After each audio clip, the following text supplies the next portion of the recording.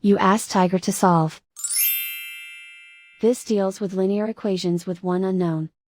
The final result is x equals 12. Let's solve it step by step.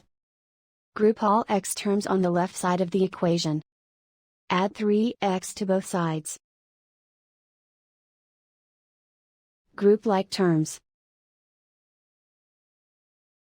Simplify the arithmetic. Group like terms. Simplify the arithmetic. Group all constants on the right side of the equation. Subtract 13 from both sides. Simplify the arithmetic.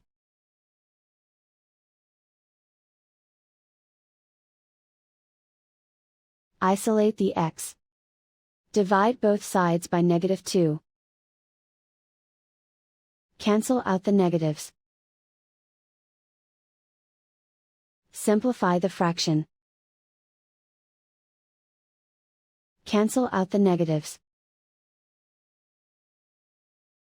Find the greatest common factor of the numerator and denominator. Factor out and cancel the greatest common factor.